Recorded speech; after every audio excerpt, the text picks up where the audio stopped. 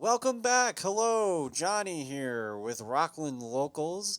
I've been gone for a while, mostly because I've been getting the appropriate equipment and just making sure everything is good before I record. Again, if you're new, I literally have been recording with an iPad with a small mic, which wasn't the best, so I wanted to get a little better.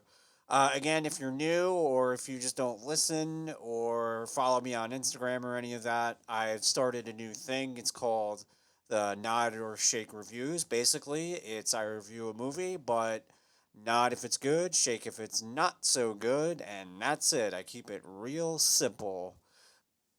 So the guest I have today is Stephen Cognetti, and he is the writer and director of the Hell House LLC trilogy, which I recently discovered, and they are awesome. I really do think that they're probably one of the more creepiest movies I've seen in a very long time. Plus, he's a very cool dude. He seems like a very humble dude.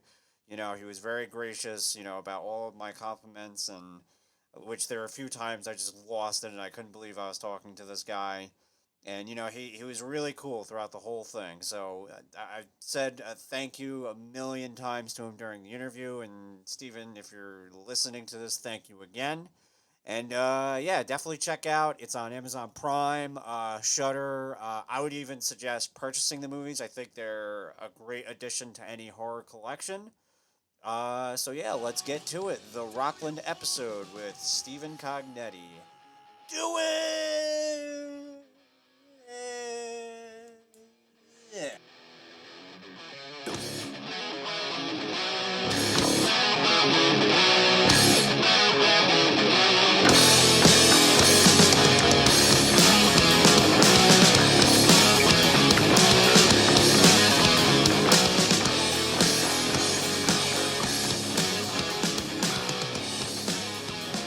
I figured, talking about the third one, which I'm very excited about, by the way. When does that come out exactly? Do you know about that? We just locked picture on Monday of this week, just a few days ago. So now it's going to the post sound design and the mix.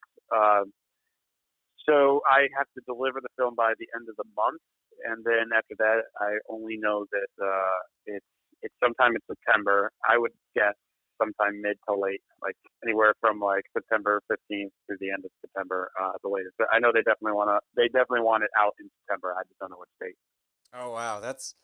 Let me tell you, this is so like this is very new to me. I'm not gonna lie, you're the fourth person I've interviewed overall in this podcast. Is already very exciting. So before I forget, by the way, Oh, cool, cool. thank you so much for doing this. This is awesome. Like I was, I always have, I go, oh, let me ask this person. You never know what they're gonna say, and then you said yes. I was like, oh shit, that's awesome. So again, thank you 1,000 times Yeah. because this is very No, no exciting. problem. I always like when people reach out to me. I always enjoy when people reach out to me on Twitter and tell me, that they enjoyed the film. So I always like talking to anybody who, especially who's seen Hell House and enjoyed it. I'm just grateful to that. I'm grateful to you for checking out the film and reaching out to me. That's great. Us indie filmmakers, it's always tough to find an audience. So I just always appreciate anyone Absolutely. who enjoyed our work. So we put a lot of effort into this trilogy, and I'm just happy people are enjoying it. It seems that it's getting out there. People are watching. And that's great. Yeah, and I kind of feel bad because I'm late to the party because this came out the 2015, I believe. The first one. I think it was 16, but I'm not sure. But yeah, well, we shot it in 14. So yeah, it might have been November of 15. Can't remember exactly right now, but what I remember, actually, yeah, it was November of 2015, and it was when it came out. It was on Amazon and iTunes to rent, and it got it got some recognition, but not much. But the film didn't really take off until it went to Amazon Prime, and I think when a film goes to Prime, it gets exposed to a bigger audience. Yes, yes. And that's when I really realized I really saw a jump in people that were talking about Hell House and seeing it, and were it started reaching out to me was when the film went to Prime, which was in 2016. Cool, cool. Yeah, so it Yeah, was actually, if there's anybody you got to thank in this family, it's my dad, because he went up to me about it and he was like, "You got to check this film out. It's really creepy." Um, he doesn't scare easily too. So that's when I was really like, okay, I probably should check out this movie. He was like, "Oh, don't yeah, watch it that's so alone." cool. Yeah, I mean, it's one of the yeah, that's one of the comments I get the most. Especially about the first one, Hell House, is a lot of people say they don't scare easily, but Hell House did, and that's good because I spent a lot of time working on those scares, writing them up, and it was really specific to what creeps me out. And what I put in the film, and it's just great when I just love when that translates to other people. And that means like that we have similar taste in what scares us, and so I love hearing that. Absolutely. And like I wanted to talk about this later, but I feel like I might as well just talk about it now. I think that what scares me the most about this movie, I mean, obviously the clowns. Like clowns are just that's just you hear clowns and you're automatically freaked out. But it's you get information of what's going on, but you don't get too much information. I just feel like, you see glimpses of what these things are, but not 100% there right in front of you. And it's the mystery that creeps me out. And Yeah, the part with for me the absolute scariest part, and for anybody listening, this is, if you haven't seen the movie, then check it out and then come back. But the part that scared me the most is when Paul is in his room and you see the girl in the corner, yeah, and she's just sitting there, and that creeped me out. And then he put the covers under his bed, which as children, that was like the go-to. If you put the covers over your head, the thing will magically go away for some reason. And right, when he pulled it down and she was getting closer, and it was scarier to actually see her move. Like, right, I don't know what it was that I found it creepier, but it was creepier that you actually saw it moving toward him, as opposed to like he pulls it up and then she gets closer and then closer. It's just the fact that you saw her move scared me the most. But that's that I thought was the most terrifying part of the whole movie. Is that something that you have a fear of? it's not necessarily that specific thing on screen. What I thought was what I liked about that scare when I wrote it was just that there was something in the room with him behind him that Yes. he didn't really know about. And so when he wakes up, he turns on his light. The audience sees this person and this demon girl in the background, leaning up against the wall, not even looking at him, not even really addressing him. We see it as the audience; he doesn't. And so I thought that it was just a creepy moment, and the fact that she's not doing anything, she's not like lunging at him, she's just sitting there doing nothing. Hmm. And I always say less is more. When it comes to scares, the more you try to do, I think the less scary it is, Yes. and I think the less you do, the more scary. And so she was just sitting there against the wall, and then a very subtle thing is there's parts of the scare where he first goes under the covers when he first notices her, and then he picks up the covers, and now she's not just sitting there; she's also looking at him now, staring Yes. directly at him. Hmm. Then he goes back under the covers, and then he lifts up the covers, and then she begins to get up, and he puts the covers down again. Now that part of getting up introduced a whole new level to the scare, where okay, now she's moving about the room, and we have no idea where she is. She could be coming right up to him. She could be going anywhere, and the fact that we don't know where she is or what she's doing, where she's going, we just know that she stood up. I think, but we don't know, what to do. What I think another added level to the scare.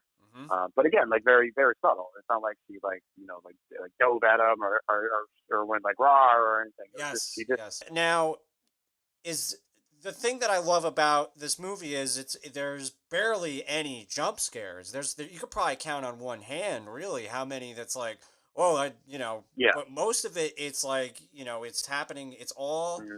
happening right in front of you, which I think is, and I think that's such a shame about, most horror movies coming out now, is that's kind of the go-to. It's like, okay, jump scare. Right. It's not very thought out, to be honest with you. And I love horror, but I think nowadays it's just mostly, it's Yeah, tension, I think tension. I think there was a yeah, no, you're right. And I think there's a lot of horror coming out around the time when I wrote Hell House. There's very few horror films that I really loved. They were coming out at the time, and a lot of them relied on that jump scare. Hmm. I think now, I think right now, I think we're getting amazing horror coming out right now. There's so much good indie level horror. Even the studios are just they're like with the new hits and everything. Like I think people are getting the audiences aren't really into the jump scares anymore. They Wow. but when I first wrote Hell, which was 2 or 3 years before we even filmed, it was all about avoiding that, avoiding like someone opening a closet and like raising the music at the right level just to jump the audience and trying to avoid all that and keeping everything subtle. And then also keeping it subtle, making it seem like a real documentary. So something that could really have been caught on camera. Hmm. And so the more outlandish you get with the jump scares, the more you take away from that realism. And realism in horror is scary. That's what's the most terrifying thing when it has a feeling of realness to it. So that's what I definitely try to go for. Hmm. Writing every scare in the film, it was always about being very subtle and creepy with it, not trying to over dramatize the scare with making jump elements to it. Yeah. Speaking, you mentioned music earlier. Who came up with that piano tune? Was that you, or was that the composer, or? Yeah, we had a great pianist. His name's Patrick Steele, and he wrote that jingle. I just met with him. I was living in New York at the time, and my wife had a job. She was working at Lincoln Center in the performing arts, so she knew a lot of musicians, and so she recommended Patrick to me. She said, "Why don't you sit down and talk with Patrick and tell him what kind of music you like?" And I think he could probably come up with something scary. And so we just met over drinks one night, and I just gave him a bunch of random, piano, violin beats that I like, um, and they were all like atonal, and that was a musical term I had learned at the time. I had no idea what that meant, but and and and so he said, "Okay, I got it. Let me." I'll go to my studio and get you something in a couple of weeks. And I said, great. And this was probably we shot in 2014. This is probably in early 2015, and the film didn't come out until November 2015. So this is probably early on in the year, and we were still tweaking things to the music. And he came back to me with that, and I was like, wow, I can't. Yeah, he nailed it. And I definitely was going to lay that in under the documentary parts of the film, trying not to put any music on the found footage side of the film, but Yep. keeping it to the doc side of the film, Hmm. and just letting the found footage side of the film play out naturally with very little sound sound effects and music as well. That's great. Let me tell you, and it goes perfectly with basically what you're saying is, simple and subtle. It's so eerie because it's only a few notes and it's terrifying.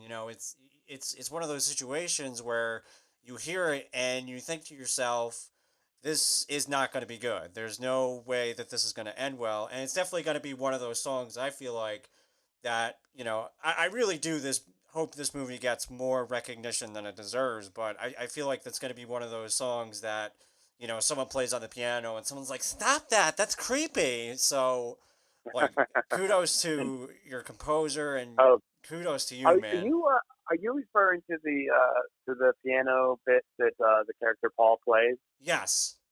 that, that they hear in the middle of the night? Yes. I mean, either Oh, okay, I thought you were way. talking about the one at the beginning, the score, and the one at the end. So the piano that Paul plays is actually pretty funny because in the script it just says that Paul plays this piano tune. It's like a small little jingle, and then in the script it says we hear that same jingle that Paul was playing, from Act One, playing in the middle of the night after he had disappeared. But the script that says vaguely if there's a jingle playing, and I never really, I said like, when I was writing, I'm like, we'll figure that out later. What is the jingle? And we were shooting it. Um, this is separate from the composer. This was actually all the actor Gore Abrams himself. We were we got this old piano, so our production designer Angie Moyer, who actually owns the hotel we filmed in, she went out and found this really old piano because we needed that for that scene. We needed an old piano that looked like it was in an abandoned hotel to be played Hmm. by the actor Paul and by the character Paul and to be heard in the middle of the night. And the day we were shooting that scene, we were just doing some rehearsals, and Paul just started messing around with the piano, and then he just out of nowhere said, "What do you think of this?" And he just played it. It goes dun dun dun dun dun dun dun dun, and we were all listening. I said, That's it. It's it's easy. It's perfect. It's subtle. It's like an easy jingle. And that's all I wanted was something easy. And he did that in himself. He just came up with it the day we were about to shoot the scene, and yeah, and everyone seems to have liked it. So I've included it, and we used it, but very subtly in two though. But in three, that jingle plays a very prominent role, and I love the way we use it in Hell House 3. Okay. I love that story. That's awesome. I was actually thinking about that because I mean, I guess this is another question I can ask you. I mean, again, if it goes into spoiler territory, then definitely. But was this whole trilogy planned, or was this okay? Let me write this. Let me write the second, and then let me write the third, or was it Yeah. all like kind of like a MCU thing where everything was very thought out? So the story for Hell House 1, 2, and 3 was always there, but not laid out as three films. Okay. And what it was more so the story.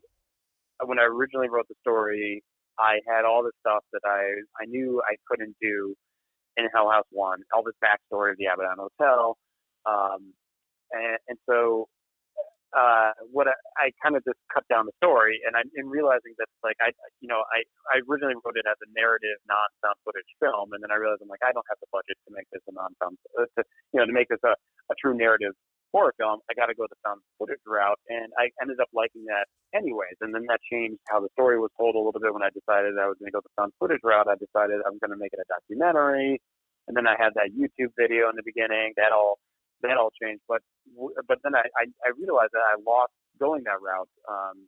There's so much story elements that get lost when you go into the found footage route. You lose a lot of story elements because in a typical narrative, you don't have to justify why there's a camera anywhere.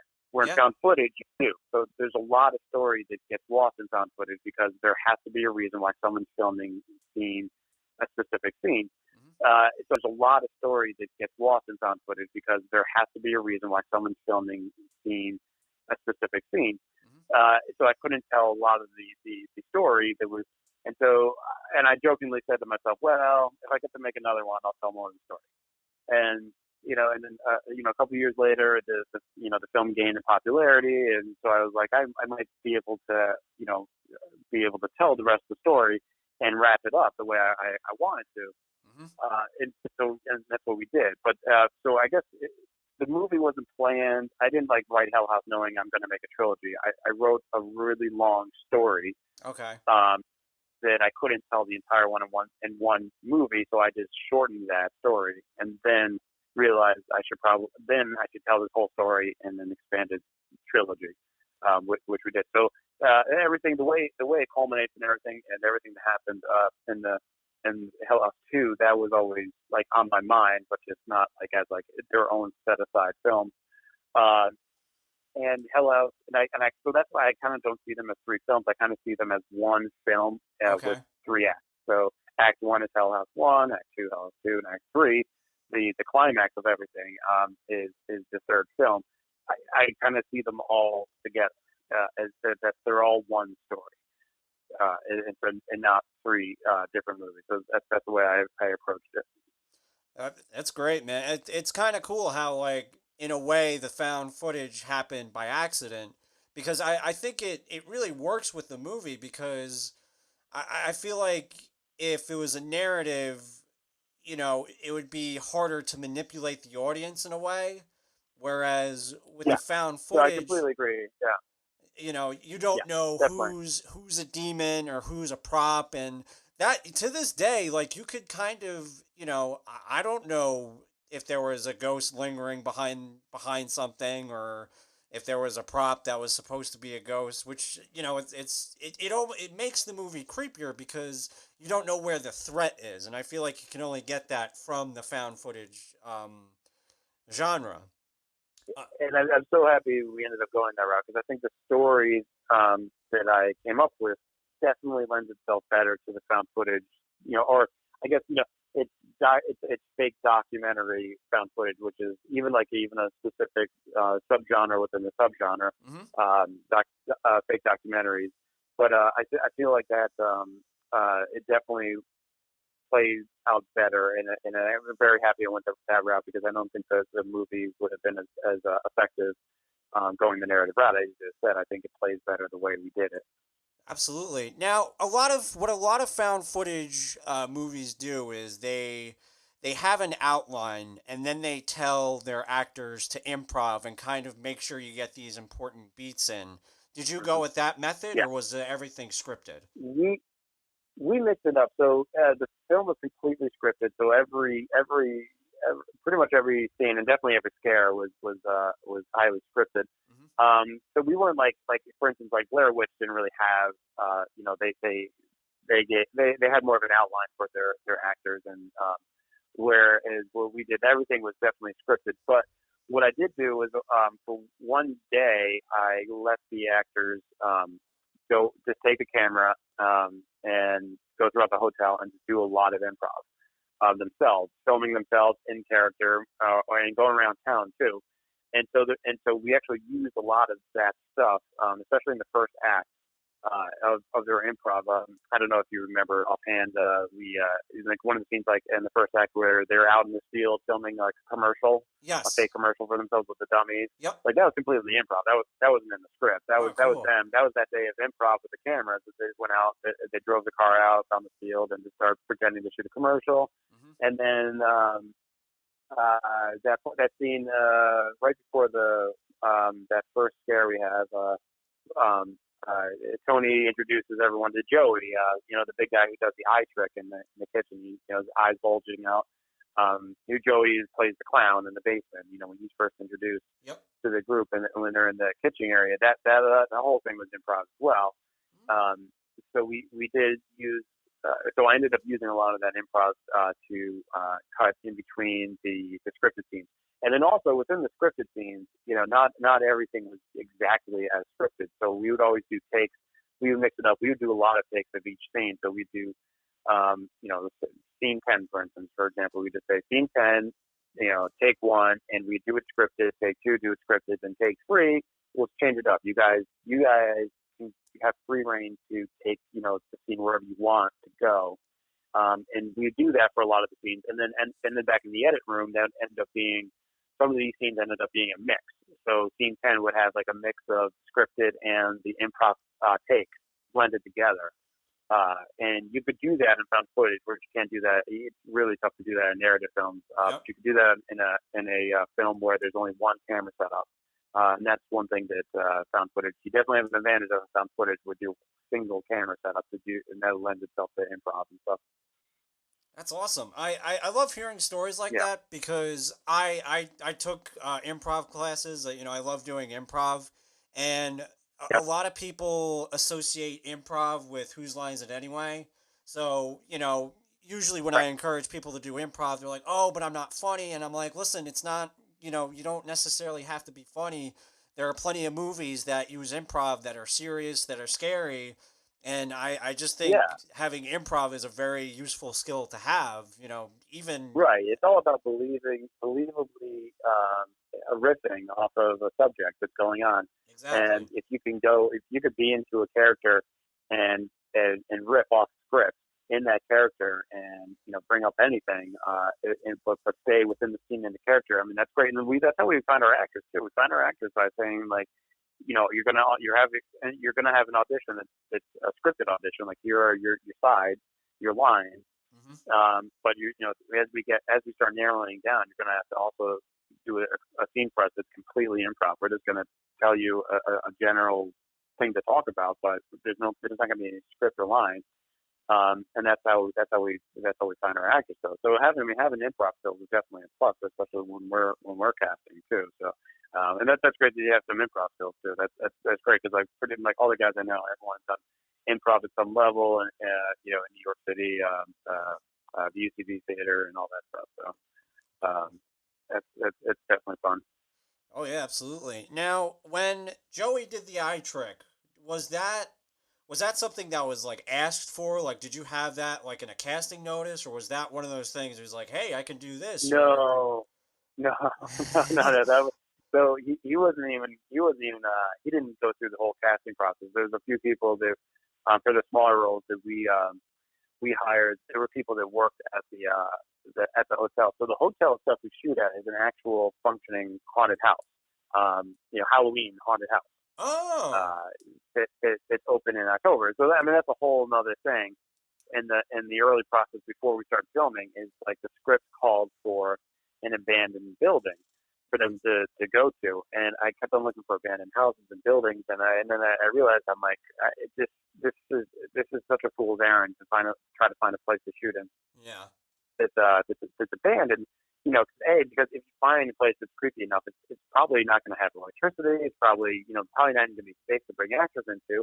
So then I started thinking like, well, why don't we start looking at real Halloween haunted houses that look abandoned, hmm, but are already set up for, what you need is the Hell House team taking it over. So they're going to be setting up a real haunted house. It'd be much easier to shoot if we actually shot in a real haunted house. yeah, yeah, So yeah. when we found the location, the woman Angie, she owns the hotel and she puts on the haunted house every October, and she's just been great. We've been working with her all three films, and she's just the best person to be working with these movies on. Cool. And so she has her own actors with us now. So some of the smaller roles that we weren't going to be casting people out of New York with, we lent on we we leaned on her to help cast us, and Joey was one of them. It's a fun guy that she knows that works at the haunt, and the eye trick, that's something I had no idea he could do. I didn't even see him do it because I wasn't actually there when they did that improv shot. That was just the actors walking around with their camera, and he decided to do that for their camera. And I thought it was funny that he did it, and so I edited the first film, so I included that in the cut. Oh, that's awesome, man. I want to get back to this movie. I mean, I feel like we've done a whole lot already, but I definitely want to get back to it. I want to get to the your perspective on creativity a little bit, and then we'll definitely pick up on the movie. So my first question, this is usually an icebreaker, but I feel like we've kind of broken the ice already. But I'm gonna ask it anyway because I'm curious. If you could have dinner with anybody, who would you pick? Oh, that's a good one. Thank you. Let me think of it while you tell me who you would have dinner with, and then let me see if that inspires me to an answer. Okay, so it's kind of ironic who I would pick because I got into acting, as a fun thing to do, and then improv, and then this happened. But for me, it's James. The cool thing about this is I can change my answer every episode. For me, Right? it's James Hetfield from Metallica. I just Yeah, for me, that's a I'm good one. I mean, like, yeah, I mean, bands are always a good place to go to. I think those are such interesting people. You could it just I would love sitting down with someone of a band member, just hearing the story of how the band get together, the backstory of the band. That's always great. exactly. I mean, especially someone like James Hetfield because he's had history. I mean, I don't know if you listen to Metallica or how much you know about them, but he's gone through some messed up shit. So and Hmm. he's part of one of the biggest bands that's still around today. They sell out even till today, and not a lot of people, even popular rock bands today can't do that, and it's so. That's for Yeah. me. That's usually my go-to answer. Either that or probably Robin Williams. Robin Williams would seem like that would be a pretty chaotic dinner, Yeah, knowing his yeah, personality. yeah, Uh, yeah. Um, no, that's yeah, no. I mean, well, especially for you coming from the improv world, I can see why you would you would pick Robin Williams too, on top of that. But um, yeah, so I mean, my guys are probably like the people who most fascinate me are always people from history that are dead. So, Yeah. but living, I was going to say Steve Jobs, but he died. Um, It could be somebody who's dead. uh, There's no restrictions to this. It could be someone who's dead. It could be living. It could be fictional. There's no limit to this question. I would say, if I had to go living, I'd probably go Stephen King. He's Ooh, probably someone who's just influenced me the most as ooh. from a young age. Just it's my favorite writer. Um, and I don't think there's a book that's ever had a bigger, or just any kind of media at all that's had more of an effect on me than his novel from the '80s, The Stand. I Oh, must have read The Stand like 1,000 times. I kind of for a book that's that long, and I'm probably on my 100th time reading it. And I just can't. It's that in a lot of his books. Most of his books, I always can divide up my life of that. And during that time, I remember I was reading this King book, and that time I remember I was reading this King book, and I would know areas of my life depending on like what Stephen King book I was immersed in at the time, and um uh so I just admire him. It's the fact that he's still just like kicking out like amazing novels that yeah. I'm just devouring, and he's been doing it since I was a little kid. So I love that, and he's just for people in horror, it's just an inspiration, especially now that his movies, his books are finally being made into movies, but they're being done right. Is Yes. what I appreciate the most. And I've Yes. always said that King movies, they never did well in the '90s and early 2000s because no one was doing them right, because you just can't turn them into this Hollywoodized 90-minute movie. His Hmm. books are so much more than that. They have to be done either a series um, or it's just or not a typical studio horror film as like it. And so and then I got really excited when they really began to do that. And recently it was 11/22/63. Yeah. Now this is like not even a horror movie. This is like just a more of a thriller drama book that he wrote, and I love that he does that too. Hmm. Um, I read that book and I was like, wow, that story is amazing. I was like, did you not make that into a movie because it would be ruined? And then when it was being announced as a series, I was like, that's how you got to do it. It's Yep. a series, and the series was awesome. It was on Hulu, and I feel like they're gonna ruin the Stand. I know if they try to do the Stand as another movie, and that should be like a 10 episode like Yeah. HBO series. It should not be like a 2.5 hour film. Uh, but but people are starting to get King now. The studios and other producers are now telling his stories all over again, but doing it right, and it's working. And Hmm. I love that. So yeah, I guess I'd have dinner with him. That's a great one. I myself am a huge Stephen King. I don't want to say huge. There's like a plethora of books that I haven't read yet. The Stand is actually one of them, which I should be, shame myself. But it's funny that you bring that up. Because I it almost doesn't surprise me because I feel like he's the master of horror now. I think Yeah, he's one of the greatest writers of our time, and really is. He really. he's don't get me wrong, he's probably the best. As I said before, he's the best horror writer, but he also it's his stories that aren't even horror are amazing, and sometimes the horror element isn't the main part of the story. Like my dad read It when he was a kid, and he was growing up during that time period. And every time he talked about it, he said the biggest thing that it captured was being a childhood in a child in the 50s. And Mm-hmm. so yes, there's yes, Pennywise the clown. Everyone thinks of Pennywise the clown, but I think the main part of that story is seven kids growing up, during a summer in the Yeah, 50s. And right. it's one of those things that you read that even it almost doesn't matter what time period you grew up in. You relate to hanging out with friends. You relate to seeing movies with your friends and doing things during the summer and all that. And I think he does that with a lot of his books. Like Firestarter, was about, the relationship between Charlie and her dad. And I Right. just think he does that so magnificently. So, uh, Right. It's the characters, and that's yes. what defines a good novel and a good movie as well. Hmm. If you like the characters, and Mitchell King is so good at characters, Yes. and storytelling. So Hmm. and so yeah, that's why. But I have to tell you, it is worth. It is absolutely worth it. The Stand is just revolutionary. Never been done. It's so epic on every level. It hasn't been done since. Everyone has tried to write a great post-apocalyptic novel, and no one's done it like The Stand. And so it's just that book is just something. I remember like whenever I was in a stressful period in my life or anything like that, The Stand, I would always just crack open The Stand and start reading it because it was just immerses myself in this world that I loved, and it was always a great escape for me at any time. And so the Stand is definitely hands down my favorite novel. So the thing is, like, he just keeps on making great novels Yeah.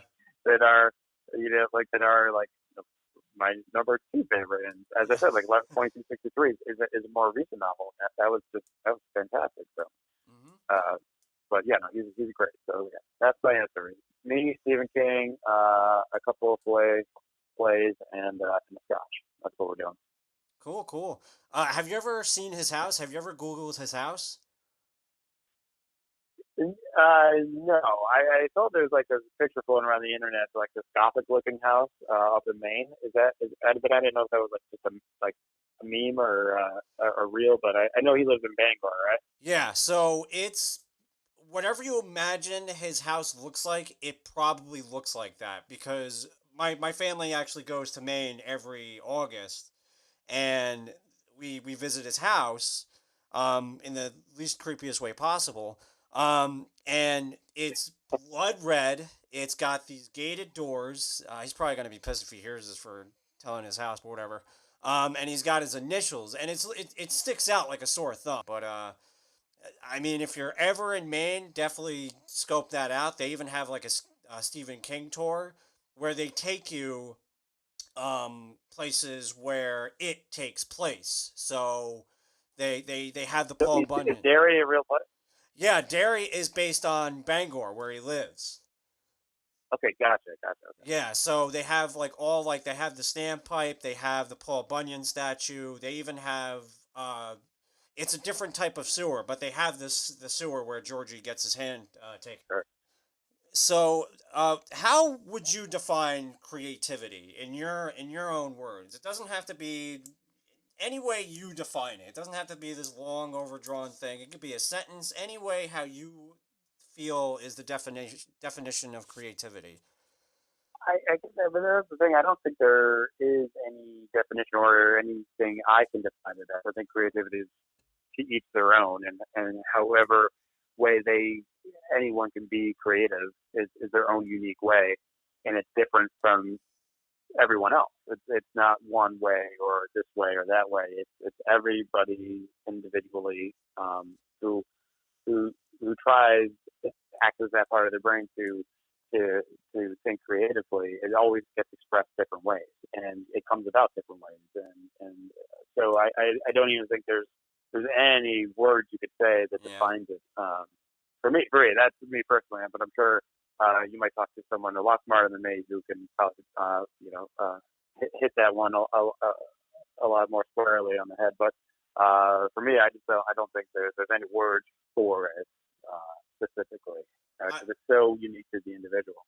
yeah, I love that. I mean, it's like, you know, everybody has their method. Everybody does something different. I mean, uh, you do horror movies, this person does comedy, and there's different ways to do those things. So you have to think differently, and I think that in itself is being creative. Is just thinking differently and how to do a task. And to be honest with you, I think you nailed it on the head. So you have the house that inspired you Yeah. for the movie. How hmm how did you come across that house, and what was it that inspired you?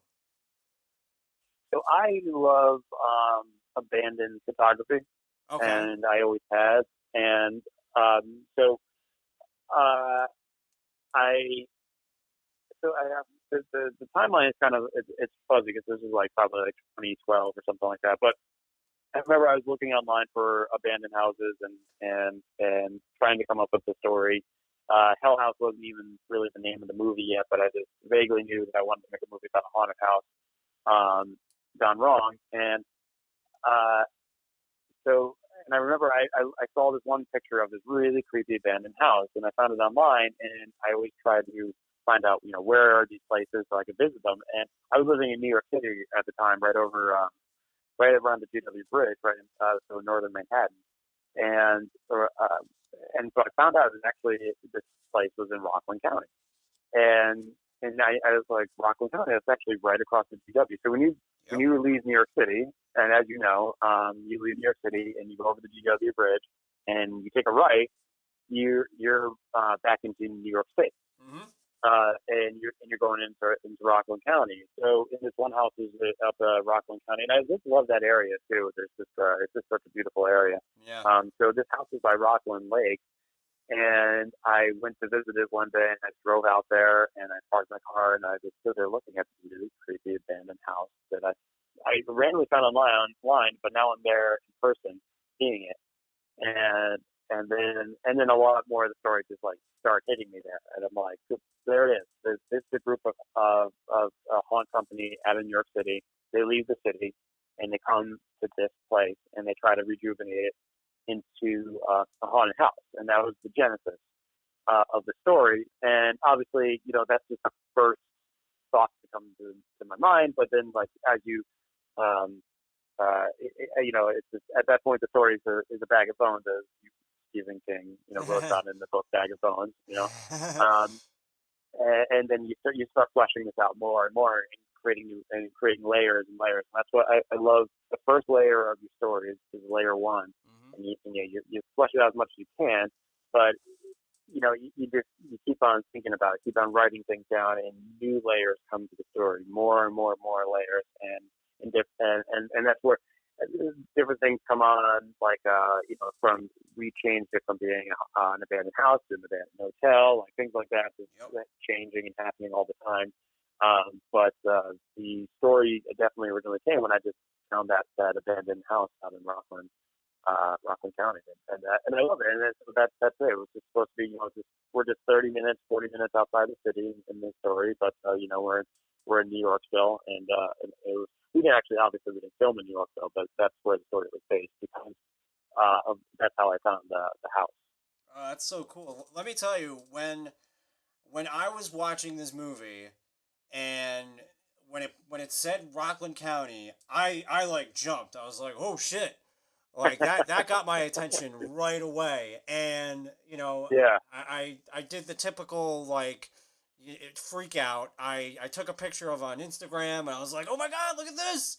Um, you know, which which I guess worked because everyone's like, oh, what is this? What is this? What is this? So I told everybody, uh, they better check the movie out after I said that. Um, so it Yeah, I was was wondering if people from Rockland County ever checked it out and been like, what? What? Is this I real?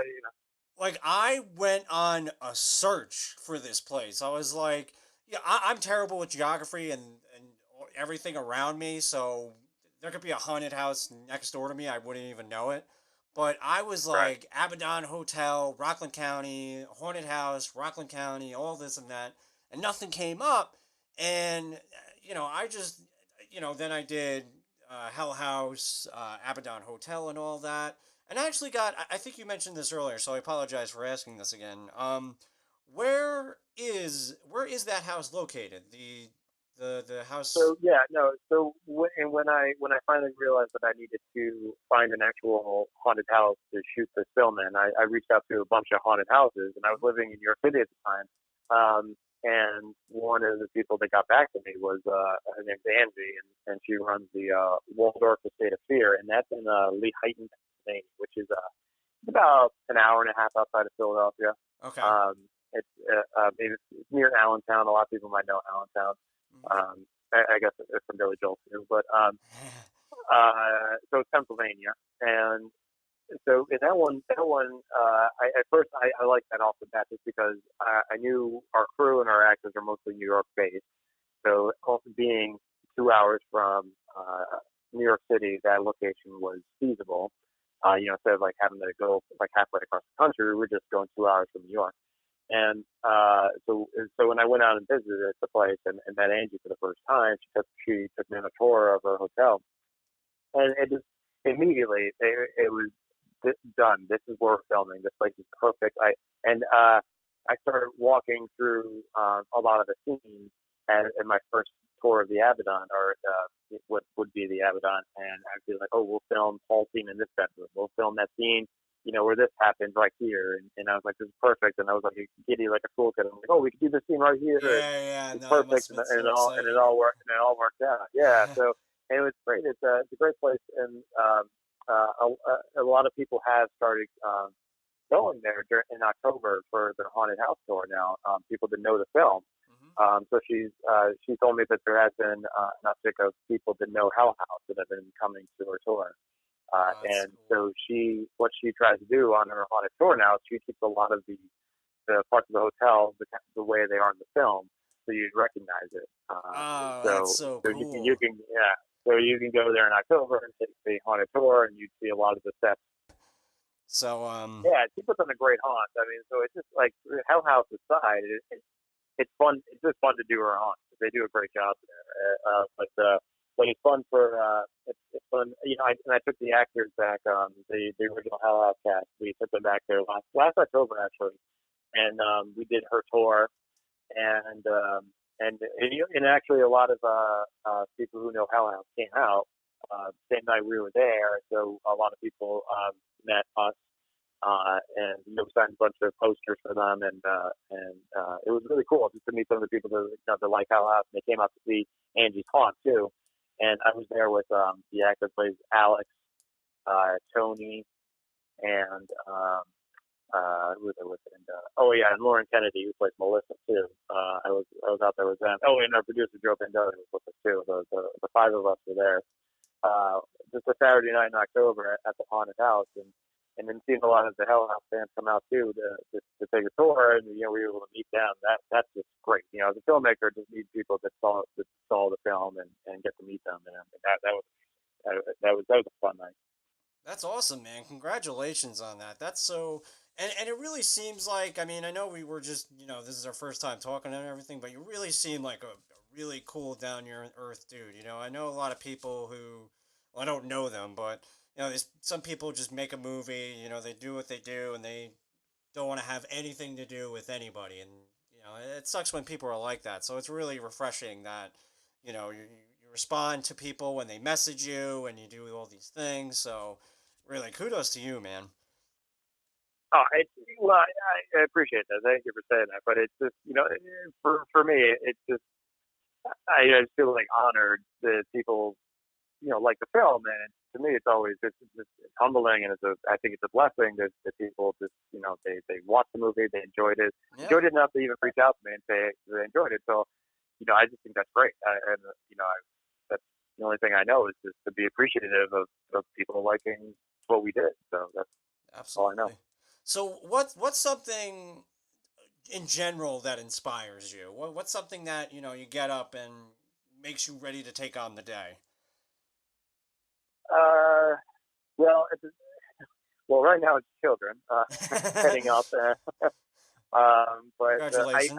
yeah, thanks. It's that's when I wrote Hell House One, I had no kids, and I would get up I had a full time job in New York City, so I would get up at like 5 a.m. so I can get like an hour or two of writing in before I would go to work and jump on the subway and head downtown.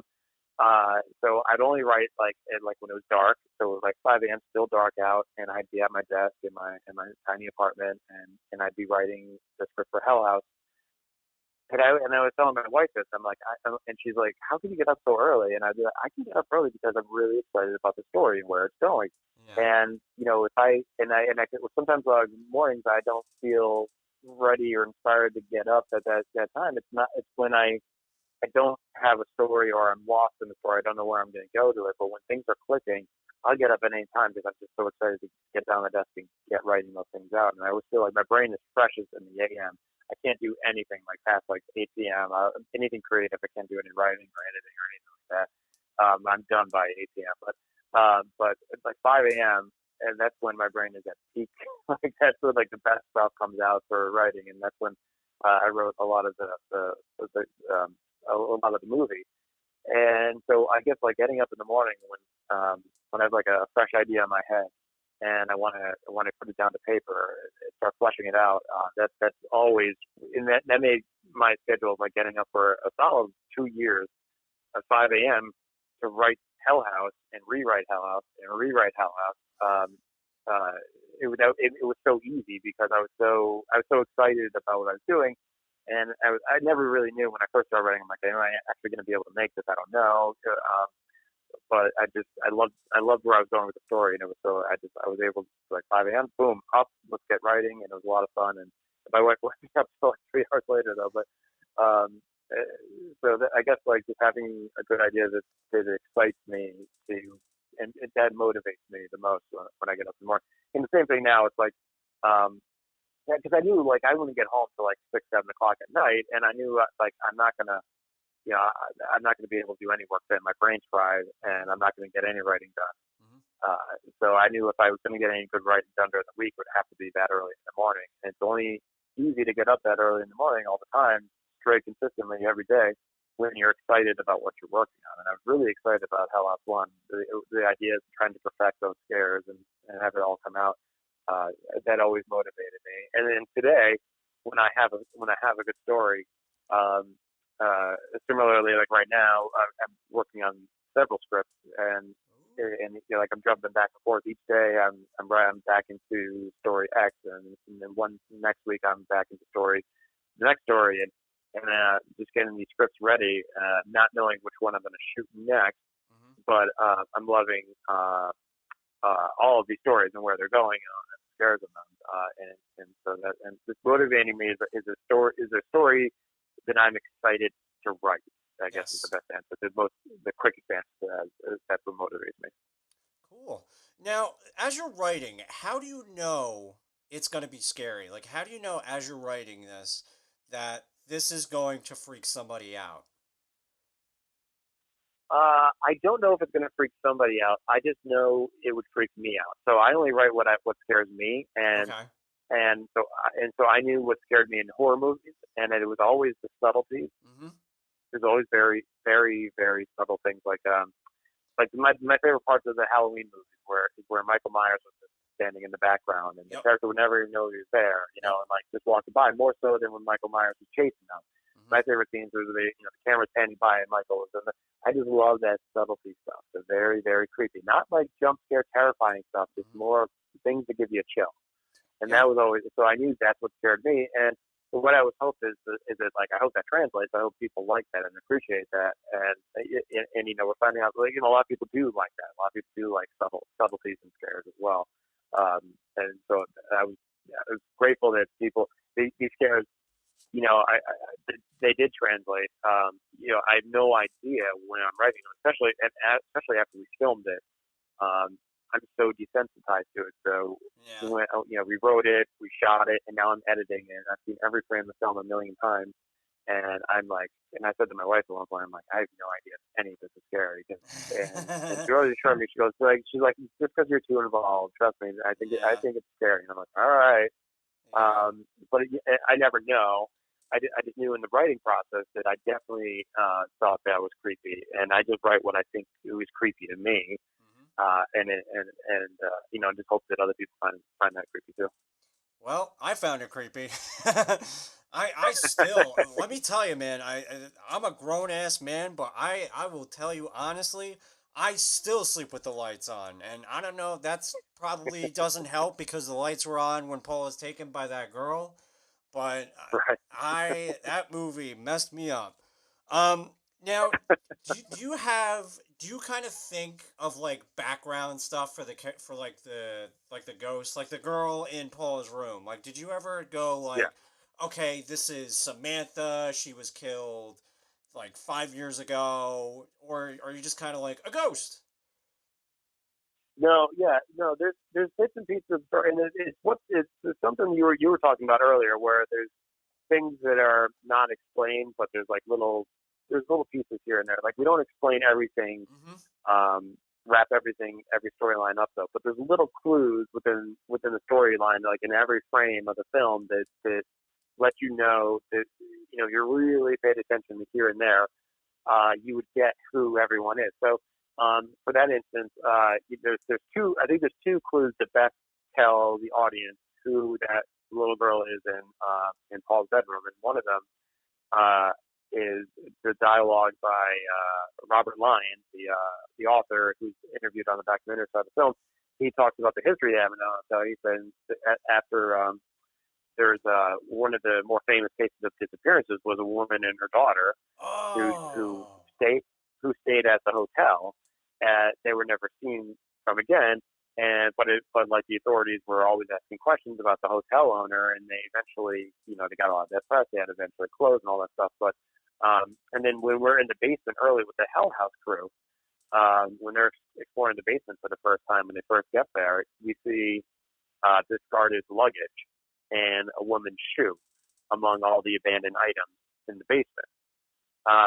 So there's little things that speak to who these ghosts are, and so it was kind to make some kind of connection to the hotel's history and to who we're seeing on camera. Oh, I love that, dude. You just gave me chills, man. Like, and that's a cool thing too, because now I'm gonna watch the movie again. I'm gonna tell other people, be like, oh, and they're probably gonna watch it again. I just think having that is just a very smart thing, and the more mystery you have, whether it has answers or not, I just think is a very smart way to get people to keep watching, because this is the type of movie that's going to have like Reddit things where it's like, oh, did anyone notice this and this and this? Because I think it's Yeah. the second one where you see a bunch of names on a chalkboard, and Hmm. it's Jessica Fox, Mitchell, and then I think it's Win, and then he's mentioned Yeah. later on about the show he's having insomnia. So now it's like, Hmm. what does this mean? So it makes me anticipate the third one even more, because now I get to find out what all that means. Um, Right. Right. Yeah. So Hell House 2 is just is the middle chapter of the story, the mhm. whole Hell House story, and it all culminates in Hell House 3. And Russell Wynn is a big part of all of that, of all three movies. Everything is leading to the third movie, and Russell Wynn, and who is he, what what is he doing, Oh, is a big part damn. of that. That oof. Well, gotta watch both of them again. um, So, what as a creative person, what's some struggles that you have of like getting through an idea or executing something, and how's a way that you get over that?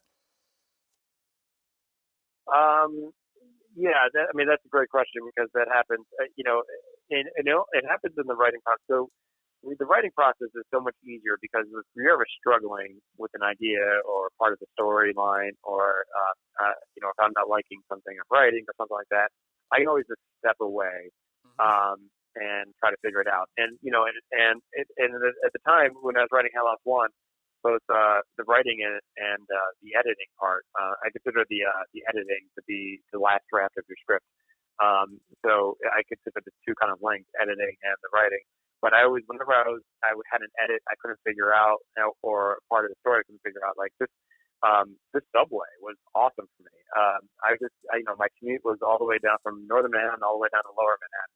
Hmm. Um, and all that subway, I would just sit there in the back of the train each day, standing and just thinking and thinking and thinking, and all my good ideas or how to fix things always came on that long subway commute. And but it's the difference from being in production though, because when you encounter problems in production, it's completely different. You have to figure that out right then and there. You can't Oh just be yeah. like, all right, we'll just step away and take a walk and maybe we'll figure it out. Mhm. Like production problems always have to be solved immediately. Whereas the early part, the writing, you move at your pace, and any problems you're having, I always feel just stepping away, going for a jog, taking a walk, thinking it through. Even if you don't come up with the answer right then, you need to do that, and you might not think of the answer that day, the next day, or Yeah. but then on the third day, that break away from the script will pay off because then it's like, that's what we should do, and then you'd be like that inspires you to, or at least me to come back to the script and figure that out, and that's where I get like, now I'm excited to get back into it, waking up at 5 a.m. again. I figured out this piece of the puzzle, and then boom, you bump out a bunch of pages Hmm. really quickly because you figured out the missing piece. The same thing with editing, and especially with editing, things that are supposed to be documentaries. Yeah, yeah. That's why I feel like editing is the last draft of the script, because you could fool around so much more with documentary editing than you Yeah, can with yeah. the typical narrative film. Was there like was there a lot shot for the found footage part because of the improv? Yeah, yeah. There's a ton of footage to go through. The actors, they had two cameras themselves, and they shot a lot of their improv.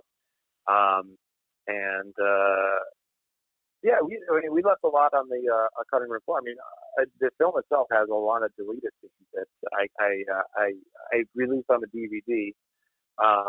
We Some of them, like, I regret that I didn't get them actually into the film because I thought they were pretty cool.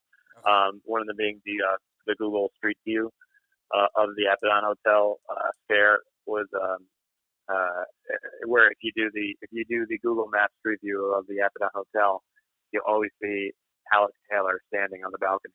Um, uh, Oh, yeah, damn.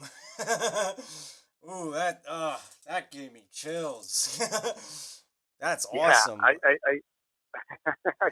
I, I, I don't know why we didn't get that in the final cut. I think it was because like we I don't even know why. I just feel like I think I lost the film, and I said that's it before I even really figured out how I was going to put it into the film. Hmm. And then later, after the film was released, I kind of figured out where it would go, and then I kind of figured out the logistics of it, of how it would work in the story after the film was released. So I just decided just to put it into the DVD release. And a bunch of other stuff though. So yeah, we actually, for just a 90-minute found footage film, we had a lot of cut stuff that didn't make the final product. Wow. I would. I'm definitely gonna get the DVD. Does it come in Blu-ray? It does, and that was the problem for Hell House One. It does. Two and three will be, but for Hell House One, we were just so, and well, we still are. We're a small, outfit, very small production, that we just didn't have the money to Oh, produce a that's Blu-ray. uh, Um, yeah. and that's the thing. Blu-ray production is very expensive. So, Oh, I just figured, like, all I could do is an SD version of the film, but like, we'll put a lot in it to make it worth people's while. We had a behind-the-scenes documentary. We had deleted scenes, and also the director's cut on top of the deleted scenes. So, oh. there's a lot of content in there. Um, the actual the Google Street View deleted scene, I believe I gave to I gave to the distributor, and I think they put it on the Facebook page. So our Facebook page, the Hell House Facebook page, is the best place to find anything related to the movies, because that's run by the distributor, and every new piece of news or when anything's coming out or trailers or anything like that or clips, they post it to the Facebook page. And I believe I think if anyone ever goes to the Facebook page of the movie and they search the videos, I'm pretty sure that deleted scene is available on the Facebook page.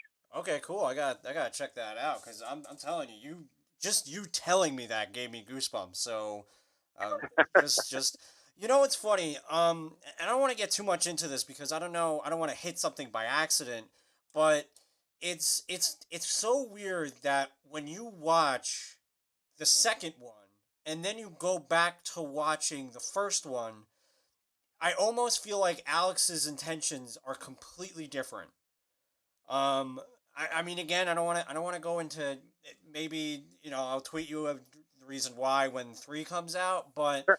I Okay. just I watch it and I don't know if this was intentional, but I watched the second one and I'm like, I don't know, I feel like something is not. I mean, it is kind of explained that there is some kind of thing going on with Alex, but Hmm. it's interesting to watch. How watching the second one and then watching the first one, how it seems different. Was that something that was done on purpose, or am I just a Well, lunatic? in one, his intentions in one were kind of hidden though, but they were there. Like I would say, the clues to why Alex is there are they're there. They're in Hell House One. You just have to find them, and there's little clues in the dialogue that help explain Alex's situation and for the reasons. And so we go into that. Obviously, we go into that a lot more literally Hmm. in Hell House Two. Uh, Alex's um, I would almost say, you can almost say a Faustian deal. Um, but, uh, he got in over his head. He didn't really know what he was getting into, but he did. Yes. He was between a rock and a hard place and forced into the decision because of that. But it was all done for the purposes of keeping the company alive. Hmm. So, I mean, like Hell House was his life. And um, so I mean, I guess, yeah. No, I didn't write that purposely to be contradictory or any way. Like, I'm pretty sure that it's just the only contradictions I think that are purposely laid out there is one, things are vague, purposely vague, Yeah. but there are clues.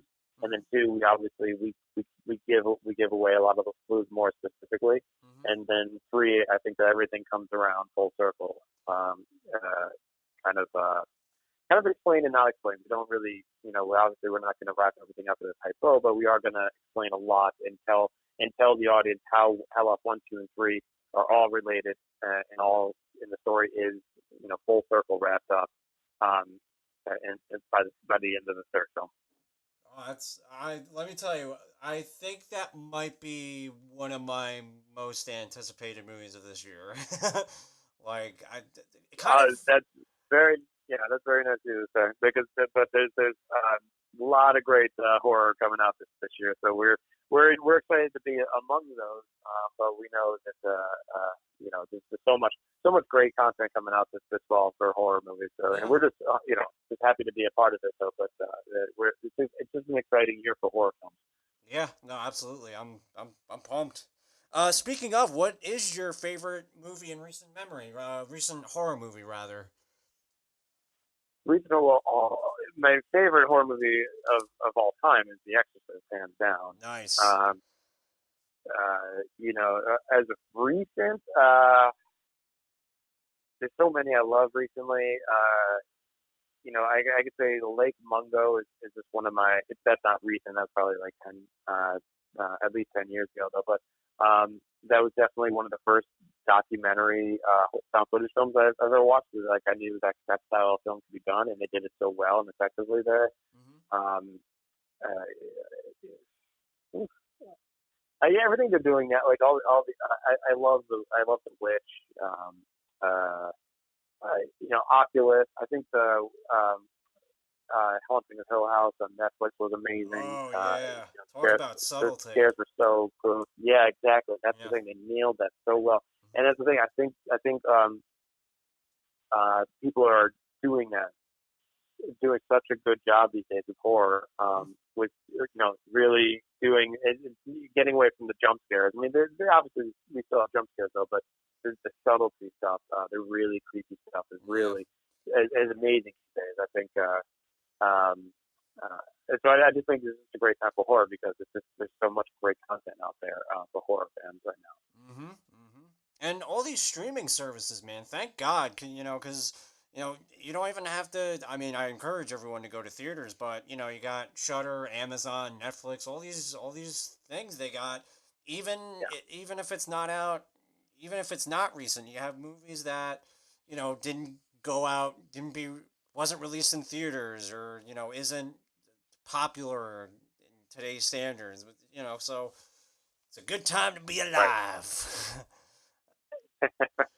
so It always is.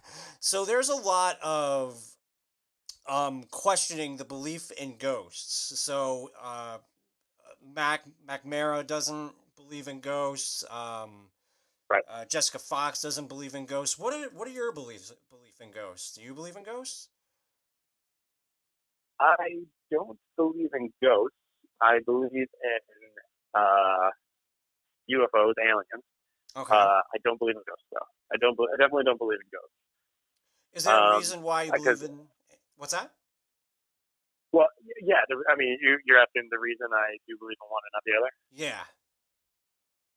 The reason I believe in aliens and not ghosts is very simple. Is because the universe is so large that it is very possible.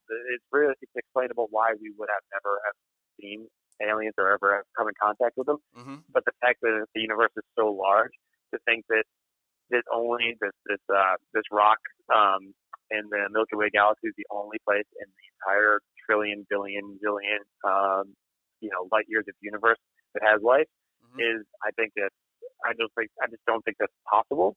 Um, Coming from a scientific mind, but ghosts. Everybody has a camera. Everybody has iPhones. Everybody has all this stuff, and the Yeah. fact that no really real ghosts have ever been recorded or caught on camera, Yeah. it just shows you that but we can. There's one to be explained why we haven't seen one, and we haven't seen the other. Just the two are. I feel like the two are completely different, and I think ghosts are fun. Ghost stories are so much fun. We all Mm-hmm. love it. That's why horror fans like us, we love the fall. We love October. It's our favorite month of the year. Yep. It's perfect for telling ghost stories, watching ghost stories, and all that stuff. But that's all it is. It's fun. It's not real. Yeah. Yeah. That's cool though, man. I love. Now, was that something that you wanted to put a little bit of yourself into the movie, or was that just for the plot? No, it that was just big character. You know I but for me, like, here's the deal. Like, when it comes to ghosts, I don't believe in them, but I want to believe. I think it Yeah. would be cool Yeah. if it'd be cool if they were. Like, if someone produces a video, I'll get giddy like a little kid at a candy shop and just be Mm-hmm. like, oh my god, you got a cool. And like sometimes when I watch it, I'll go down the YouTube rabbit hole sometimes and unexplained videos, and I love that stuff. Yeah. And you want to believe, and it's so fun to believe. Like, maybe that was real, or maybe Yep. that. But it's very hard to rationally believe it. But I would be so open to it if it were. Mm-hmm. And so, but I just feel like every character in the film has her own take on it. And Mac, for his character, he's almost got to be the de facto one in charge, and the older, the father figure, when because Alex is the creative mind of everything. So Mm-hmm. sometimes he gets off the edge. He needs someone to rein him in, and that's Mac. And Mac's got to act like the older brother, I guess, Yeah. Yeah. to everyone. So things like that to Mac would be silly, but his little brothers, their mind can wander like that. So someone's got to rein in these characters, and that was the Mac character, and when it came to Jessica and Hell House 2, that came from just people I know within journalism Mm-hmm. myself. It's just journalists are so cynical, and they're fact driven, and Yep. they only believe what their eyes tell them. So from at least from any I've met, but not that I've met any famous big journalists or anything like that, but just on the smaller level though. Yeah. That's Yeah. how that character would have seemed to me, and you tell them that place is haunted, they're like, oh, sure, sure, sure, okay, oh, yeah, it's haunted, sure, sure. And that was kind of like Jessica. Jessica was only interested in the story behind the hotel when it comes to the murders and the cults and the disappearances, Mm-hmm. and had nothing to do with ghosts. That was not her interest. Yeah. Yeah. By the way, that scene where that very quick when she's uh in the interrogation, for lack of a better word, where she's being interviewed, I Yeah, guess, and yeah, yeah, the officer passes her and her face is all that messed up, I yeah. guess. terrifying. Yep. Terrifying because because your movie is so subtle that I mean that is subtle, but when it's Yeah. not subtle, it's unexpected and it makes it more terrifying. And that was one of those things. I mean, looking back on it, that is actually very subtle, but that makeup? Yeah, no, all of it is the eyes.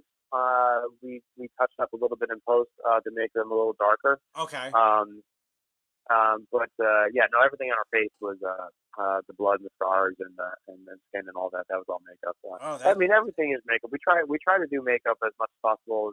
All everything in camera. I yeah. don't like to use CGI. I hate having to use any kind of Yep. computer effects of any kind. I don't like it. And but unfortunately, sometimes we had to go that route in a few Yeah. places, but we didn't use any CGI at all in Hell House One. Everything was practical effects. Everything was in camera. Um, Everything was real. So, and I like that. CGI ghosts, I think, are the worst, and they ruin everything in terms of Yeah, horror. yeah. No, that's another thing that I really love about this movie. I have a feeling we're on the same boat. I'm all about practical effects every day of the week. Like The Thing, Yeah, a masterpiece because of the practical effects. Like right. so, Yep. I again applaud you for the makeup use, and again, the makeup was terrifying. Again, the girl in the first one, terrifying makeup with the contacts and Yeah. freaked me the hell out. It's the Mama effect, really. It always comes down to the movie Mama, where Mama was such a good, terrifying movie, but the more we see of the ghost being a CGI ghost, the Yep. movie starts, the fear in that movie begins to fall apart, and Mm-hmm. that movie fell apart for me at the end when it was just this whole sequence of computer generated ghosts. And Yes. Yes. Absolutely. I 100% agree. What's something that scares you? um, bees. I'm terrified of bees. I am too. I actually got stung in the eyelid once, and it was swollen Oh my god. for like almost a whole month. Oh, that's Yeah. the worst. And I'm terrified of getting stung in the eye. That seems like the worst thing in the world. Yeah, it sucked. I wasn't even doing anything because they say leave the bee alone and then the bee will leave Right. you alone. That's bullshit. They will sting you no matter what. Yeah, that's what I hate about bees. They're unpredictable. So, and I And I got stung as a kid, and yeah, I'm not even allergic to bees, but they terrify me. I think I was stung as a kid, and it just stuck with me. That uh, like now I'm just terrified. no, I don't blame you. And the thing that sucks is like they're good for the planet, so you can't. Oh yeah, I know, So I I know. would wish. I'm with you. They're great for the planet. I love them for that purpose. I mean no harm to them. I don't want I don't want to stomp them out. Yeah. I just don't want them here. No, yeah. So, well, that's really it, man. I mean, do you want to plug anything? Is there anything that you want to talk about, or anything that I might have No, missed? no. The only Or plugs I got is obviously is Hell House 3 is coming out on Shutter in September. So just check it out. I think everyone's gonna enjoy this one. We went all out in the finale, and I'm happy I got to tell the story and finish up the story the way I wanted to, and wrap up the entire Hell House story. And it's gonna be great. I just watched the picture on Monday night. I'm so excited for it. Trailer should be coming out soon. I know they're going to be releasing a clip or two pretty soon, within the next week or two, from the film. And I know that the one clip they're going to release, I know is great. I love this scene. It doesn't it's one of the more subtle scares in the film. So, but it's not one of our big scares. So I'm okay with them releasing it as a clip. But I think it's one that Hell House people that like Hell House are gonna really like the clip they released, and then I know their trailers are always really good, so I'm excited for that to come out too when they release that. So all right. Oh man, I'm excited. So kind of what I like to do for the end is the person I'm interviewing could name the episode. So whatever you want to name it, it's up to you. So yeah, what do you want to name the episode? oh, um, that's a tough one. And, I thought about this when you said that you're from Rockland County, and I don't really talk to a lot of people from there, even though I named that's where the stories originated from, Rockland County. So I say let's call this the Rockland episode. Oh, my man. I love that, dude.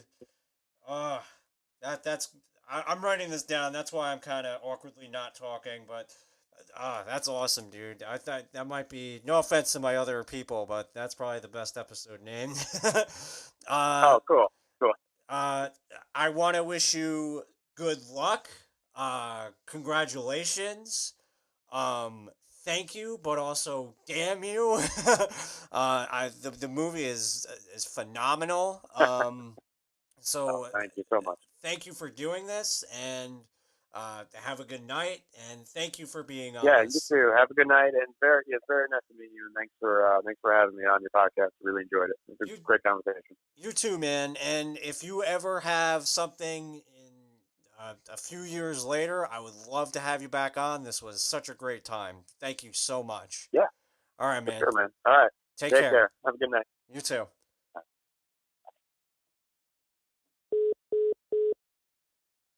Thanks for cringing.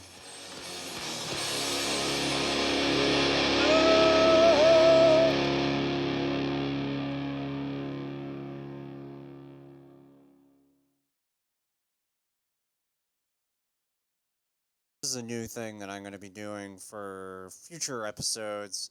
Just if there's anything that I missed.